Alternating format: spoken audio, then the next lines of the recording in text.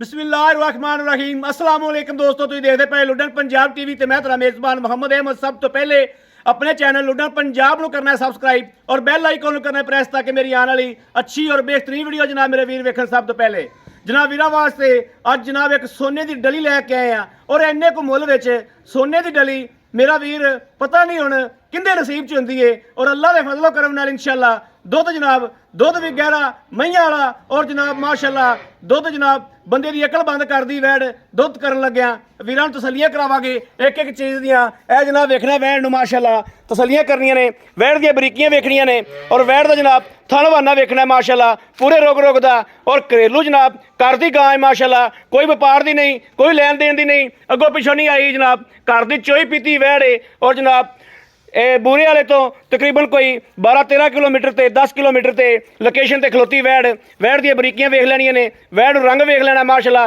Print बहुत सोहना और थन जनाब पूरे रोग रोग दा हवाने दी जनाब लां वेखनी है उत्तों रख के थल्ले जनाब कम से कम 4 गिट्ठा माशाअल्लाह थल्ले आंदा पिया और चवाई ऑनलाइन कराने विच इंशाअल्लाह गां दी शरावत दा भी पता चल जाएगा। बड़ा छड़ के टोरियो डोगर साहब वैड़ नूं जनाब प्रिंट बहुत जनाब सोहना माशाअल्लाह, परां टोरो परां नूं तसल्लियां करनियां ने एक एक चीज़ दियां, मगर की है वच्छा है वच्छी है, इन्हां गल्लां दी भी जनाब नाल नाल तसल्ली करांगे आपां इंशाअल्लाह और जनाब चवाई करांगे थण वाने दी वैड़ दी शराफत दी एक एक चीज़ दी जनाब वीरां दे सामने कैमरे दी नज़र कैमरे दी अख एक एक चीज़ दी तसल्ली करांदी जाएगी नाल नाल इंशाअल्लाह। ए मेरे वीर वेखदे पए ने वैड़ दियां बरीकियां वेखनियां ने और जनाब कन्ने मेरे वीर कहंदे ने जानवर कमज़ोर है, जिहड़ा जानवर जनाब एंड तक दुध करदा है उन्हें जनाब मोटा कित्थों होना है, बाकी जनाब जिहड़ा मोटा जानवर हुंदा है वह कदे भी दुध नहीं करदा। हमेशा जनाब जिहड़े मेरे वीर इन्हां चीज़ां नूं जानते हैं, जिन्होंने इन्हां चीज़ां की कदर का पता है उन्होंंने पता है इस चीज़ का कि हमेशा जनाब बरीक जानवर जिहड़ा दुध भी वही करता है। लाओ बच्चा जी, बाकी बच्चा लाने दुध जनाब जो भी हिसाब किताब है वो अपने सामने हो जाएगा। ये 6 दिनों की सूई है, ये 8 दिनों की सूई है, ये 3 दिनों की सूई है, ये जनाब बाद आप डोगर साहब को हर चीज़ की तसल्ली करांगे और तसल्ली इंशाअल्लाह लैके भी देंगे।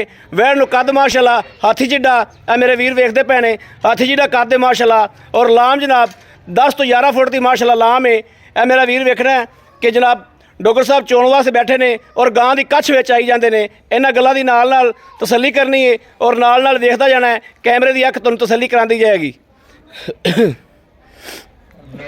बच्चे दुध बाद च पियाना है, पहले पसमा करवा लो माशाअल्लाह। पट्टां दे विचों भी जनाब 6-6 इंच माशाअल्लाह बाहर निकली फिरदी वैड़ नूं, बहुत थल्ला लिबास है, चंगियां मशकां मारियां वैड़ ने, चंगे थब्बे मारे ने माशाअल्लाह और हमेशा थब्बे वाला डंगर जिहड़ा दुध भी जनाब थब्बे वाला डंगर ही करदा है। हर डंगर का वस दा रोग नहीं दुध करना, जिहड़ा मेरा वीर दा दिल करे आके जनाब 2 टाइम 3 टाइम 4 टाइम 4 दिन भी चवाई कर सकता है, कोई नकारी नहीं। 7 बिस्मिल्ला जिहड़ा मेरा वीर उत्ते आके चवाई करे।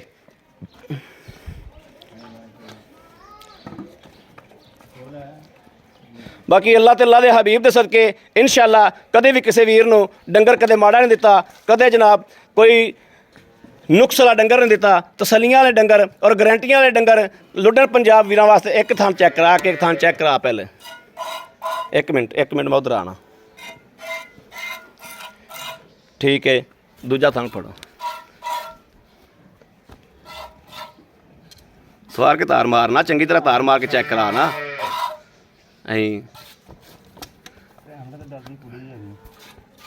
मैं पिछा हो जाना, चल चो तू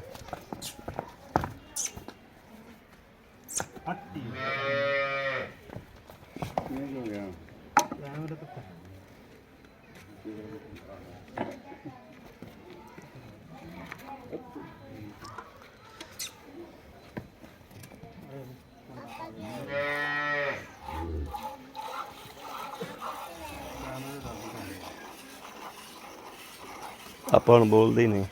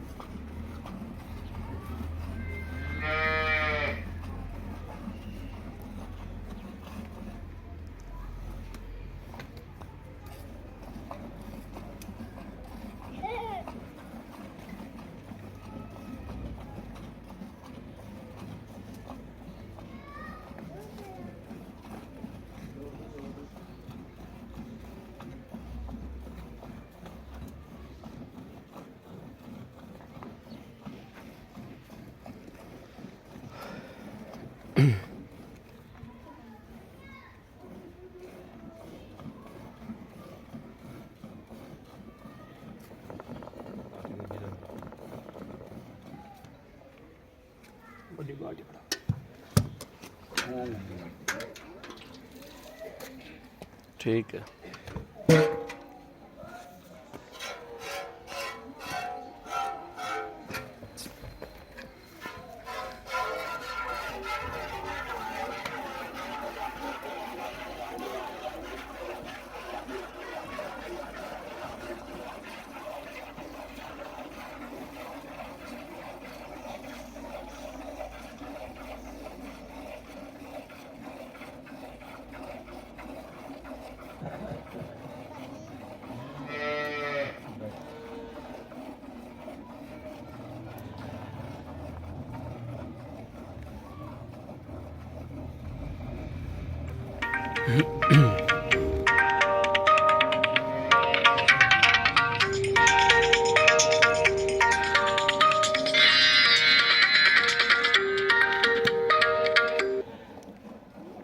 अस्सलाम वालेकुम जी। जी इत्थे आ मैं वीडियो बनांदा पिया, फिर आके आना। हाँ जी हाँ जी, नहीं इधर खड़ा तेरे गुआंढ ही। मैं वीडियो बना के फिर तुम कॉल करना। ठीक।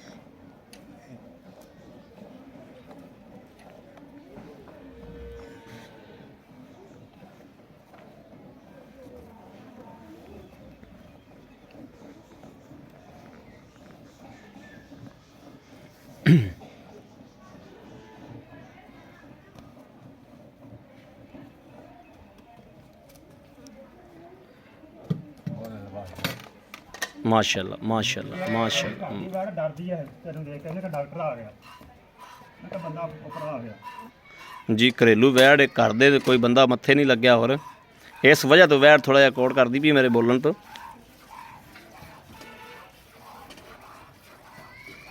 माशाल्लाह भांडे भरी आंदी। माशाल्लाह माशाल्लाह माशाल्लाह।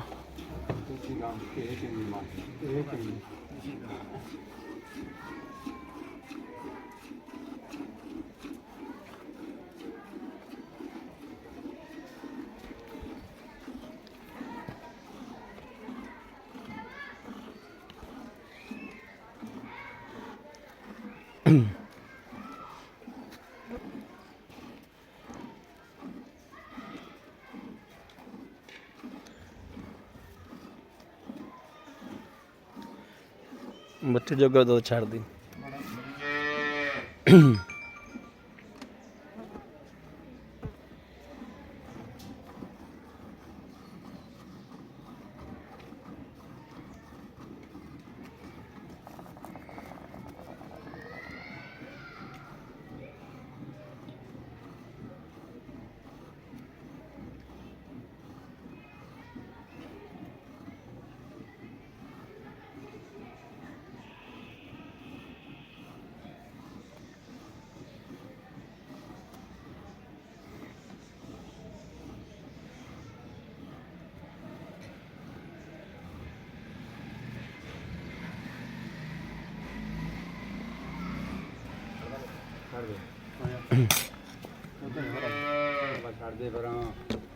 बच्चा छड़ दियो, अपन बड़ा इन्ना दुध बच्चा छड़ दियो।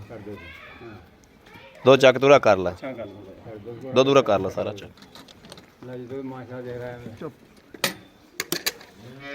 इन्होंने फैंटा लाओ ना आप दे विच, इन्होंने लाओ चलाओ माड़ा जा।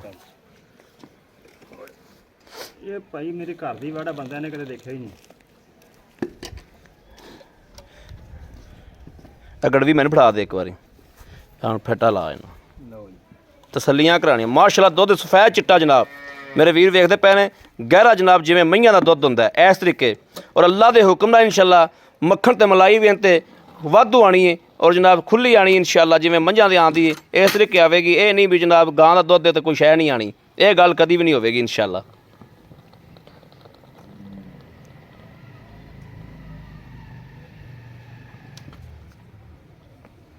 अब बिस्मिल्लाह पढ़ो। बिस्मिल्लाहिर्रहमानिर्रहीम।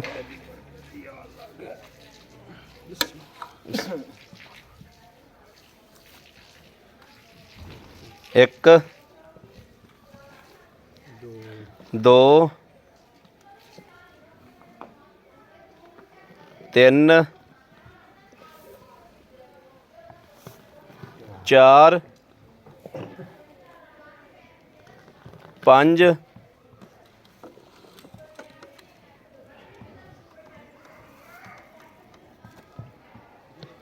6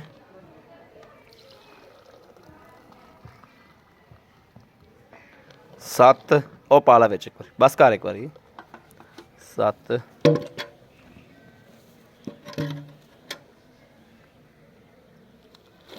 8 9 10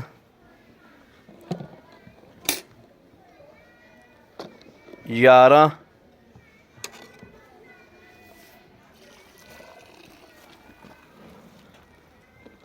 12 ਮਾਸ਼ਾ ਮਾਸ਼ਾ ਮਾਸ਼ਾਅੱਲਾ ਮਾਸ਼ਾਅੱਲਾ ਮਾਸ਼ਾਅੱਲਾ ਪੌਣੇ 13 ਮਾਸ਼ਾਅੱਲਾ ਮਾਸ਼ਾਅੱਲਾ ਕਮਾਲ ਕਰਤੀ ਬੈਠ ਨੇ ਮਾਸ਼ਾ ਮਾਸ਼ਾਅੱਲਾ ਮਾਸ਼ਾ ਆਈ ਮਾੜਾ ਕੈਮਰਾ ਫੜ